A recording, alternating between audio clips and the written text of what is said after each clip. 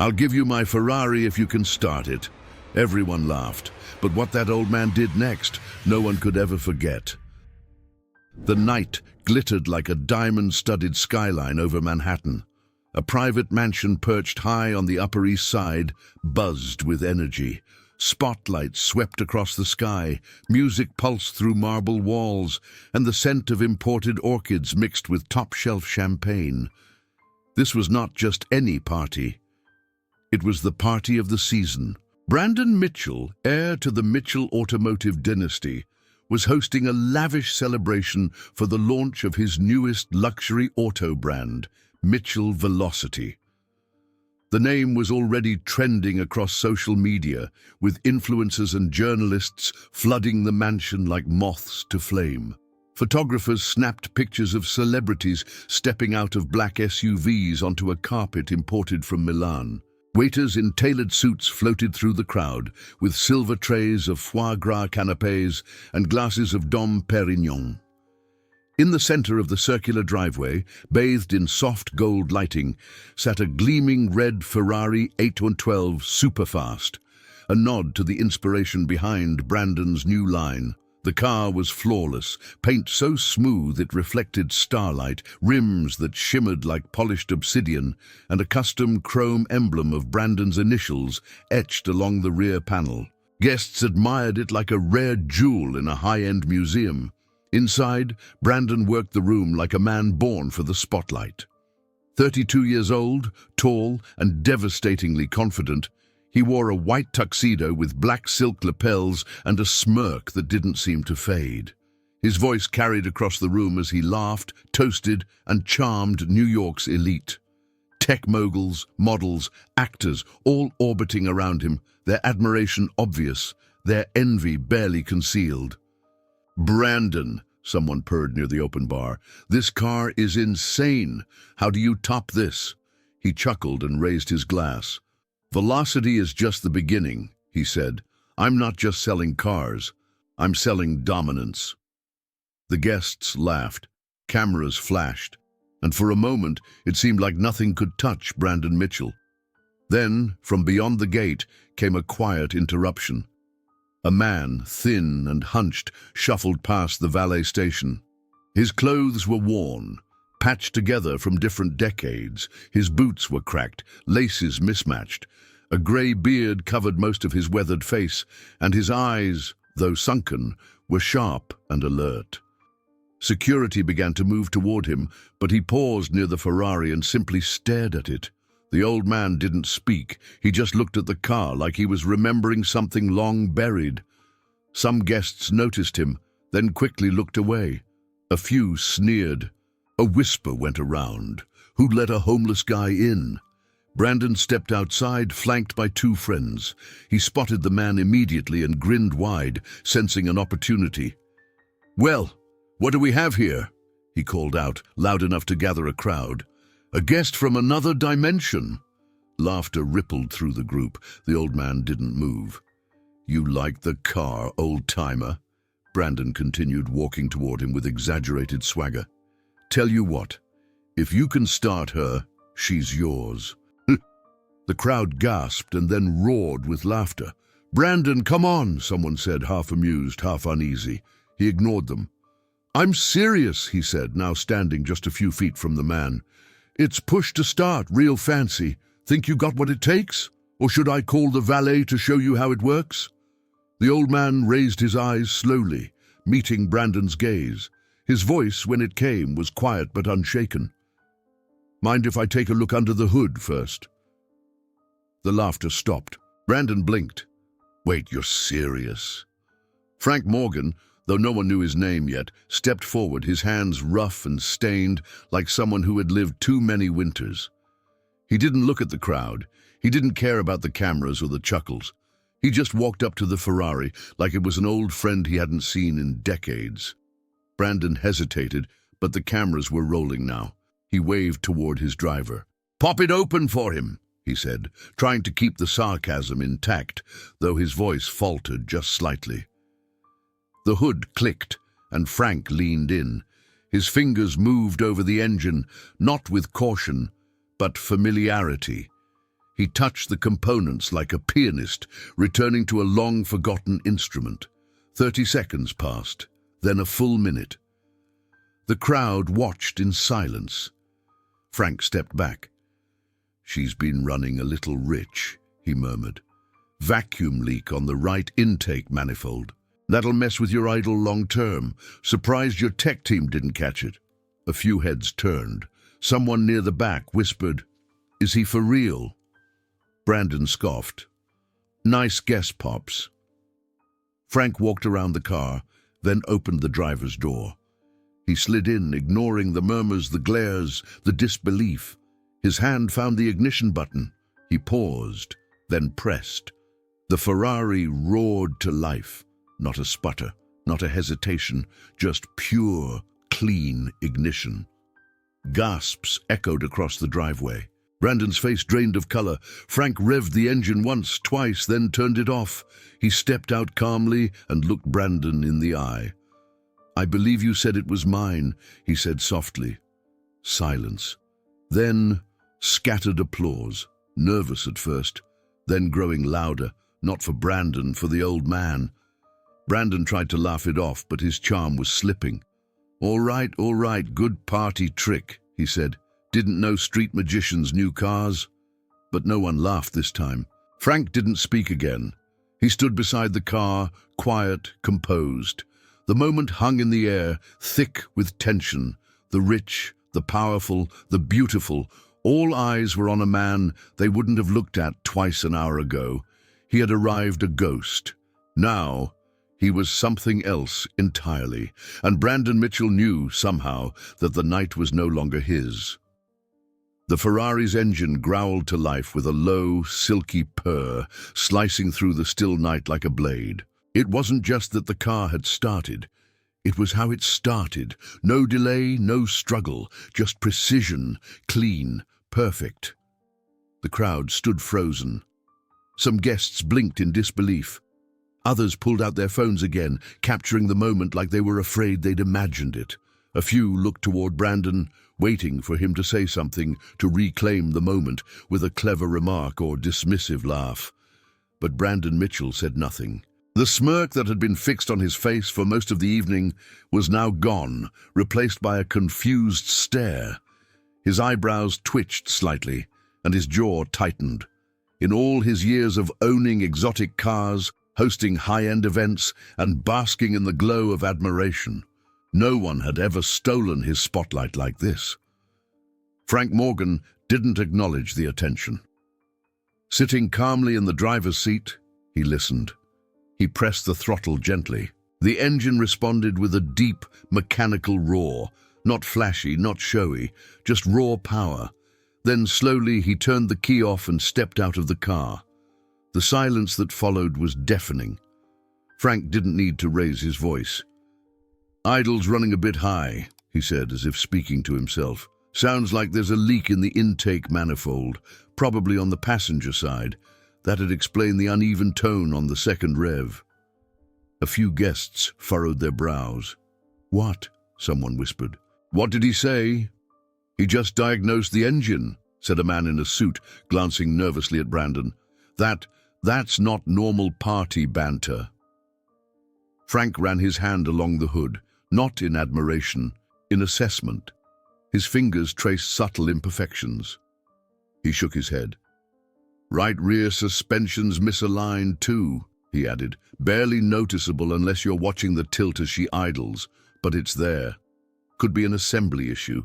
Maybe rushed." Whispers grew louder.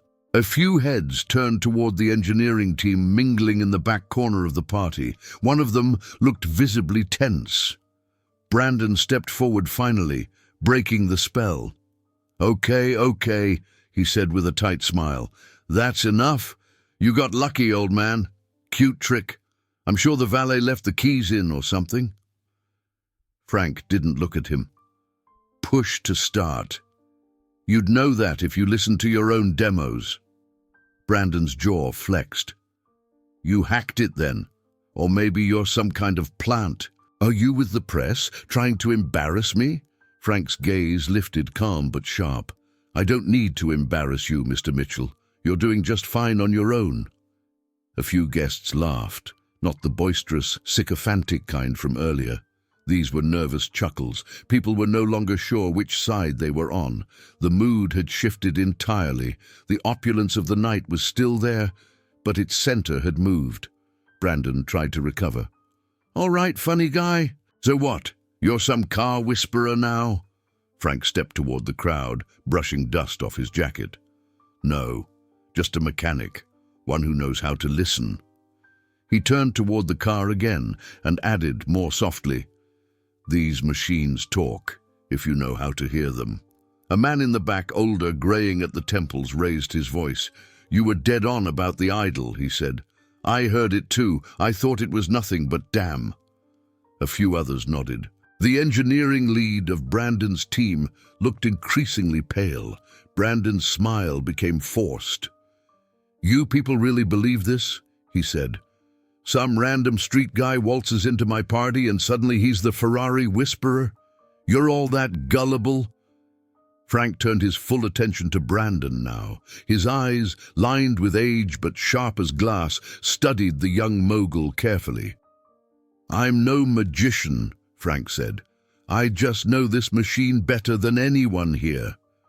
Brandon crossed his arms. "Oh yeah? And how's that?" Frank tilted his head. "Because I helped build it." Silence again. A breeze moved through the trees above the courtyard, rustling the leaves like a whisper of truth sliding into the tension. The guests looked at each other, unsure whether they'd heard him right. Brandon scoffed. "What are you saying, that you worked for Ferrari?" Frank said nothing. Instead, he pulled a small worn object from his coat pocket. A keychain, old, leather-bound, with a faded Ferrari emblem embedded into its surface. It looked real. It was real. He held it up for a brief moment, then tucked it away again. "Bullshit," Brandon muttered. "You expect us to believe some bum from the street had a hand in engineering one of the finest cars on the planet?" "Not expecting anything," Frank replied. "But I do know that engine. I know how it breathes. I know its flaws. I know who borrowed ideas and who never gave credit." His tone was still soft, but something had hardened behind his voice. Brandon took a step closer, now lowering his voice. "Whatever game you're playing, it ends here. You don't belong at this party. You're making a fool of yourself." Frank didn't flinch. "I'm not the one pretending to be something I'm not." For the first time, Brandon's expression cracked. Someone in the crowd whispered, "He knows something. Look at his face." Phones were still recording. TikToks were being edited in real time. Tweets were flying out, hashtags already forming. "Ferrari guy, Brandon exposed," with the mechanic. Frank looked up at the night sky, took a deep breath, and then turned toward the car once more. "You can keep your car, Brandon," he said quietly. "That's not what I came for." And with that, he stepped back from the crowd, hands in his coat pockets, as if ready to vanish again into the city. But no one could look away, because suddenly everyone knew this was no ordinary man, and whatever storm was brewing, it had just begun. The party had all but forgotten its purpose. No one cared about the champagne anymore. The string quartet had gone quiet. Even the PR team, who'd once buzzed around Brandon like loyal satellites, stood frozen with their phones raised, capturing every word. Frank Morgan had become the center of gravity. He stood there in his tattered coat, surrounded by silk gowns and tailored tuxedos, and for the first time all night, not a single person laughed. Brandon, still trying to salvage the night, forced a smirk. "Worked at Ferrari, huh?" he said with a scoff. "Next you'll tell us you designed the car too." Frank met his gaze, unfazed. "I didn't design it," he said. "But I did make it sing." He stepped closer to the Ferrari again, running his hand gently along the fender. It was the touch of someone who knew every bolt, every screw, every whisper of the machine's voice. His fingers stopped just above the intake, and he tapped twice. "Right there," he said. That modification? That's not stock. Custom calibration on the throttle response, not just aftermarket tuning, it's factory side. That specific curve in torque output only exists on about 12 test builds out of Modena. He paused, turning slightly toward the crowd, and I created it. A hush fell over the guests. Somewhere in the back, someone whispered, "Is that true?" Another replied, "That's a factory-level detail. There's no way he'd know that unless—" Brandon shifted uncomfortably. "Anyone can read up on technical specs." Frank didn't look at him this time. "That's true," he said, "but specs won't tell you that this particular model has a hairline imbalance on the flywheel, which, by the way, wasn't corrected in time for your demo run last week. I know that because I warned the team in Modena about that issue 10 years ago. They ignored me then too." Someone gasped. Another guest raised their phone higher and zoomed in. Brandon's smile was slipping further with every second. His voice rose slightly. "This is ridiculous. You're spinning fairy tales in a fancy accent and hoping no one asks for proof." Frank turned slowly, his eyes locking onto Brandon's with eerie calm. "I worked at the Ferrari plant in Modena for 32 years, he said. "Master mechanic for 15 of those. My team built the prototypes that would become the 458, the F12, and yes, the 812 Superfast you're so proud of." He reached into his coat again and pulled out something small, a laminated, grease-stained ID badge with faded red letters across the top. Ferrari SPA, Modena HQ. The photo was younger, the face cleaner shaven, but the eyes were unmistakable. Someone near Brandon gasped. A woman in a navy dress stepped forward, her phone in her hand. "He's not lying," she said. "I just found an old article, factory coverage from back in 2006. He's in it. Francesco Morgani." "That's him." Frank gave a quiet nod. "They anglicized my name when I came to the US after the fallout. Easier to forget someone when you change who they were."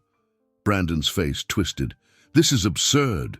You expect me to believe that you're some Ferrari god who just happened to stumble into my party tonight?"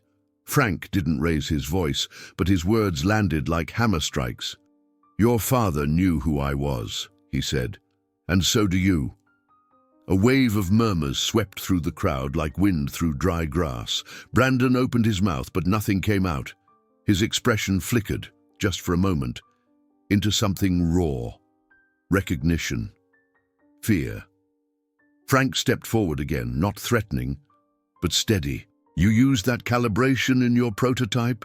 You think I wouldn't recognize my own work?" His voice was growing colder now, more controlled. "You didn't invent anything, Brandon. You inherited a lie." The silence that followed was suffocating. Lights from a dozen smartphones lit up the circle. Streams were live, comments poured in. People around the world were watching this unfold in real time. A younger man, part of the engineering team, stepped cautiously toward Frank. "The torque curve," he began, hesitating.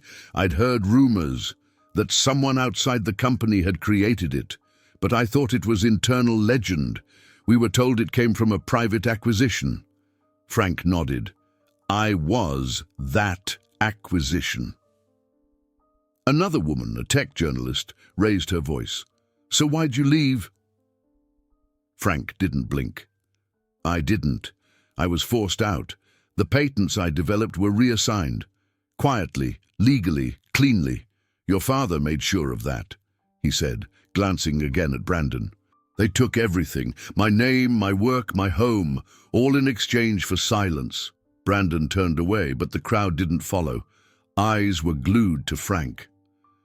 "And you said nothing?" someone asked. "All these years?" Frank gave a faint, bitter smile. "At first, I fought. Then I lost everything. After that, I just wanted to survive." The journalist pressed again. "So why come back now? Why tonight?" Frank looked toward the Ferrari. "Because that engine doesn't just run on fuel. It runs on stolen time, my time, The words hung in the air like smoke. Brandon's voice finally returned, laced with venom. "You're bitter, old, delusional. You think a few stories and a badge will undo everything I've built?" Frank's expression didn't change. "You didn't build it." And for the first time, Brandon didn't argue. The crowd had stopped whispering. Now they were watching him, not with admiration, but scrutiny, suspicion. The golden boy of Manhattan's elite was no longer untouchable. Frank turned from him and walked a few paces toward the edge of the circle. He didn't say goodbye. He didn't need to. The truth had landed, and it echoed louder than anything Brandon Mitchell could ever say. The silence after Frank's last words was thick. No one moved. No one dared to. The tension hung heavy, as if the walls of Brandon's mansion had absorbed every word and were now waiting, breath held, for what came next. Frank stood still, the spotlight of 100 phones casting shadows across his lined face. His hands, rough and calloused, were steady now, not trembling from age, but from the weight of memory. "I didn't come here to start a scene," he said finally, his voice low. "But since I'm already in it, you deserve to hear the whole story." He stepped forward, not toward Brandon, but toward the Ferrari. Not to show off, not to prove a point, just to anchor himself. His hand rested lightly on the car's roof. "I joined Ferrari's Modena plant in 1982, he began, back when the factory was still mostly hand assembly, back when engines were treated like art, not products." The crowd listened. Even the music inside had stopped, as if the house itself was listening.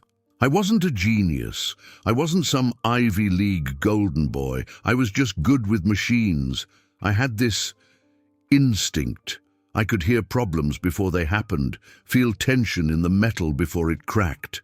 I didn't understand the science of it, not at first, but I learned. I taught myself engineering at night while working 16-hour days on the floor." He paused, eyes distant. "They started listening to me. First the team leads, then the directors. By the 90s, I was lead mechanic on their concept division. If it had 4 wheels and Ferrari's name on it, chances are I had my hands inside it at some point." Someone near the front let out a quiet, "Damn." Frank's eyes found Brandon again. Then came 2004. Ferrari signed a deal with an American group, a partnership meant to open up distribution and tech collaboration in the States. I thought it was exciting. I was naive. Brandon's face paled, but he didn't speak. Frank continued. "They flew in a team of American consultants, suits, lawyers, investors. Among them was a man named Robert Mitchell, your father." Gasps rippled through the crowd. Some guests looked at Brandon. He wouldn't meet their eyes. "He was charming," Frank said. "Sharp, knew how to make people feel seen. He spent weeks with us, said he wanted to learn the Ferrari soul, but what he was really doing was cataloging, stealing. He took meetings with engineers in private, had us write down theories, ideas, tweaks that weren't even patented yet." Frank's voice hardened. "I showed him a new throttle calibration I'd been working on. I thought he respected me. I thought we were partners. A month later, that calibration showed up in a patent filed under his holding company. A deep chill settled over the gathering. Frank's voice wavered, just slightly now. "I tried to fight it. I went to my supervisors. They told me to drop it, said it was above my pay grade. A week later, I was called into a meeting and informed my position had been phased out." He took a deep breath. "They offered me a settlement. A silence payment, really. I refused. They erased me. Over the next year, every file with my name on it disappeared from internal systems. My work, gone. No references, no job prospects. And just like that, 30 years vanished." He looked around the crowd, eyes glassy but unwavering. "I sold everything. I couldn't pay rent. My wife left. I lived in my car until I couldn't afford gas. And when that was gone, I just kept walking." For a long moment, no one spoke. A young woman near the back wiped tears from her cheek. A man in a velvet blazer murmured, "This can't be real, can it?" Brandon stepped forward, trying to regain control. "This is one side of a very complicated story," he said, voice tighter now. "My father isn't here to defend himself, and if this man, Frank, is who he says he is, why has no one heard of him?" A sharp voice cut through the night. "Because people like your father made sure of that." All eyes turned toward the speaker, the same journalist from earlier. She was holding her phone up, scrolling rapidly. "I just found old patent logs," she said. "Archived court documents, too. There was a complaint filed in Modena in 2005, mechanical patent dispute. The claimant's name was Francesco Morgani. Defendant, Mitchell Global Technologies. Case dismissed without hearing." Frank didn't react. He'd already lived the outcome. Brandon swallowed hard. "That proves nothing. Business gets messy." "No," Frank said, voice rising for the first time. "Business didn't ruin me. Greed did. Your family's greed." He stepped toward Brandon, and now the space between them felt razor thin. "I've watched your name rise for a decade. Watched you get rich off tech your father stole. Watched you smile in magazines, pretending you were some visionary, all while I slept in subway stations and fixed coffee machines for spare change." Brandon tried to speak, but the words failed him. Frank's tone dropped, calmer now, too calm. "And tonight, you thought it would be funny to humiliate the old man who wandered into your palace of mirrors. You had no idea that man was the ghost your empire was built on." Someone clapped once, then again, and then the sound spread, uncertain at first, then louder. Real. Applause, not for Brandon, for Frank. Brandon stepped back, visibly rattled. His face, once the picture of control, now showed cracks, fear, guilt, rage. He looked around, realizing, perhaps for the first time, the spotlight wasn't his anymore. Frank turned away, slowly walking back toward the Ferrari. He didn't touch it this time, just looked at it. "I don't want your car," he said. "I don't want your apology. I just want the truth to live somewhere other than my own memory." And with that, he stepped back into the shadows of the night, leaving behind the weight of 30 stolen years, and a room full of people who would never see Brandon Mitchell the same way again. Brandon Mitchell stood motionless, eyes darting across the sea of stairs that had once adored him. The golden glow of the mansion's courtyard now felt like a spotlight in an interrogation room. Phones were still raised, but now they weren't capturing a celebration. They were recording a downfall. His voice came back finally, but it lacked its usual edge. "You're all being manipulated," he said, trying to keep his smile. "This man has no proof, just stories. He's exploiting the moment." No one laughed. "Old man shows up, spins a sob story, and suddenly I'm a villain? Do any of you actually know who he is?" A few heads turned toward the journalist who had spoken earlier. Her phone was still in her hand, her brow furrowed as she scrolled rapidly through public archives and historical databases. "I know who he is now," she said loudly, "and I've got the proof." She walked into the center of the circle and turned her phone around for the guests nearby.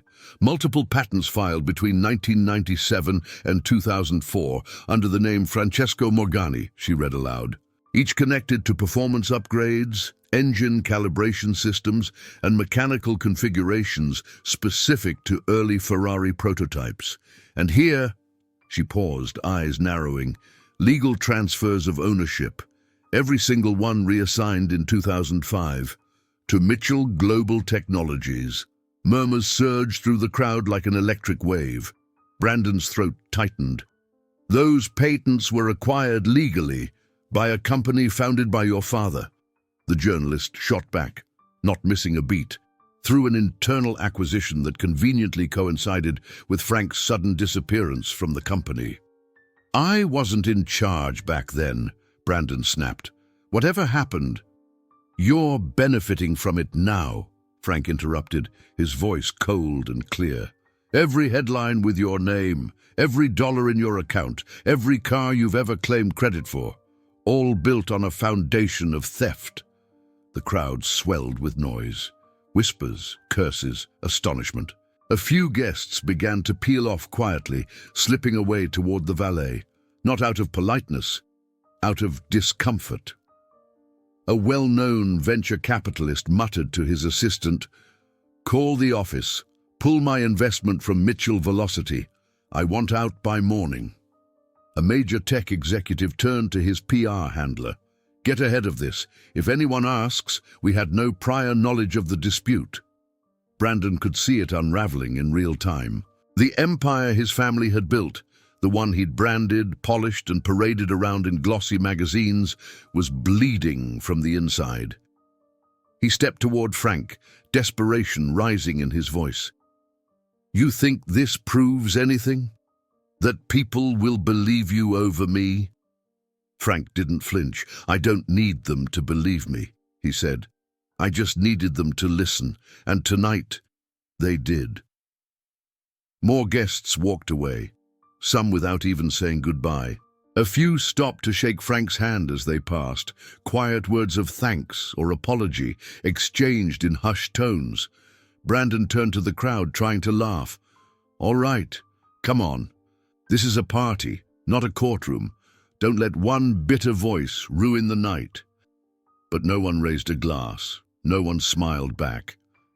Frank walked to the Ferrari and stood beside it, looking down at the car that had ignited everything. "You wanted to humiliate me," he said softly. "You made this whole show thinking you were untouchable.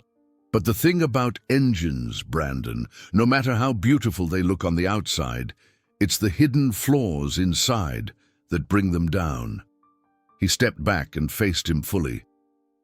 "You can keep your toys, your car, your mansion. I didn't come for any of it."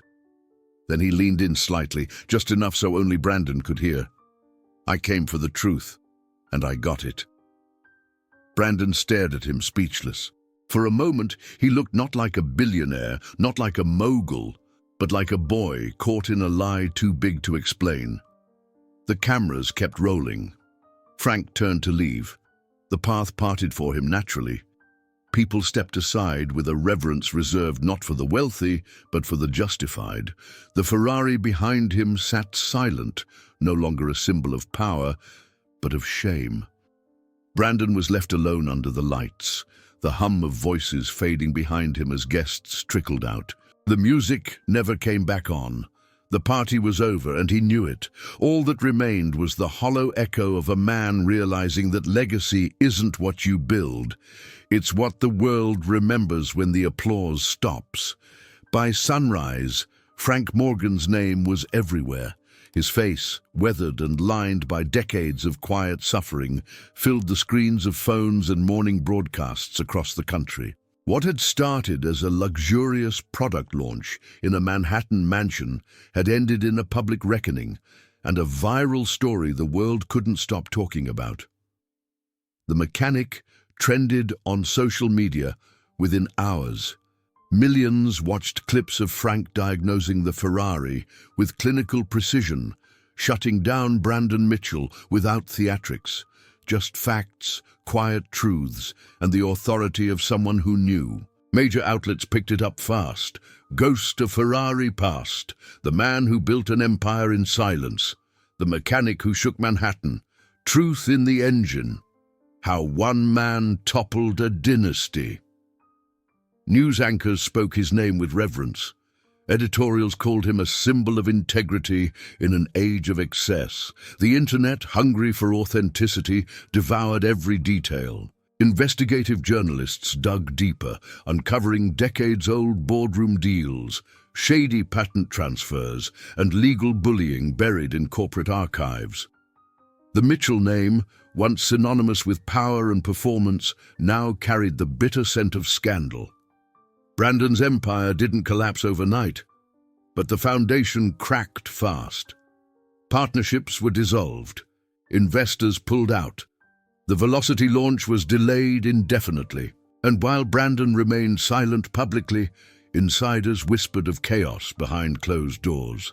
Legal teams scrambling, PR consultants begging for statements that never came. Meanwhile, Frank Morgan woke up in a quiet corner of Brooklyn.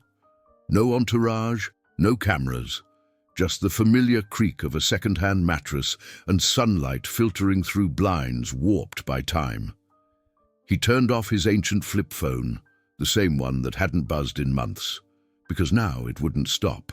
Calls from reporters, job offers, TV appearances, interviews, money. He declined most of them. A luxury car company based in Germany sent representatives in person with a six-figure consulting contract and first-class tickets. Frank shook their hands, thanked them for the respect, and turned them down. "I'm not interested in boardrooms," he said. "I've had enough of people in suits." What he accepted instead was quieter. An engineering professor from NYU reached out with an invitation to speak, not at a gala, not for a press event, but in front of a group of wide-eyed students, most of whom hadn't been born when Frank first set foot in Modena. He stood in a modest lecture hall a week later. The crowd of students hushed as he explained how airflow affects performance at a microscopic level. He didn't mention Brandon. He didn't talk about betrayal. He spoke about craft. "This," he said, holding up a valve spring, "isn't about horsepower. It's about listening. If you rush, you miss the whispers. You miss the warning signs. That's how engines die. That's how people die too." They applauded, not out of politeness, but because something in his voice made sense. He wasn't just teaching mechanics. He was teaching patience, precision, purpose. The university offered him a part-time role. He accepted, but only under one condition: no red tape, no titles. "I'm just Frank," he said. "Let's keep it that way." And he meant it. He didn't buy a new place. He didn't suddenly trade in his old boots for designer shoes. He rented a small studio above a bakery in Brooklyn, where the floors creaked and the radiator worked most of the time. The walls were bare except for two photos, one of the first Ferrari engine he worked on, and one of his late wife, Maria. He visited her grave weekly now, flowers in hand, voice quiet. "They know who I was, querida," he'd whisper. "Took a while, but they know." Sometimes young people recognized him on the subway or in the deli downstairs. "You're that guy, right? The Ferrari guy?" He always smiled the same way. "I was once. Now I just fix whatever's broken." It wasn't fame that followed him. It was respect. The kind that couldn't be bought, marketed, or stolen. And though he had more opportunities than ever, Frank Morgan remained grounded, not out of stubbornness, but because he understood something that most people never learn. Justice isn't always loud. Sometimes it's a whisper. Sometimes it's the moment you walk away, head high, knowing you never needed revenge. Only the truth. The applause echoed like thunder inside the glass and steel auditorium in Geneva. It wasn't the kind of applause that followed flashy presentations or marketing stunts. This was something deeper, quieter even, but no less powerful. The kind of ovation reserved for those who had not only built, but endured. Frank Morgan stood at the edge of the stage, wearing a tailored but modest black suit. His posture was humble, hands folded lightly in front of him. He didn't wave, he didn't bow. He simply nodded once, his eyes flicking to the massive screen behind him. It displayed the sleek outline of a newly announced Ferrari prototype, the Ferrari Rossa Veloce, and beneath the technical specs, a name etched into the digital blueprint: Morgan Torque Stabilizer System, V1.0. Gasps had filled the room when it was first shown. Some applauded immediately, others stood in stunned silence, but there it was. His name, not buried in footnotes or hidden behind a shell corporation. It was part of the engine, part of the future, and finally, part of the record. The event's keynote speaker, a renowned automotive engineer, had introduced him as a man whose hands built machines and whose silence for too long held the weight of truth. Now, as the lights dimmed and the audience rose, Frank stepped down from the stage and slipped through a side door, away from the cameras, away from the noise. He didn't need the spotlight anymore.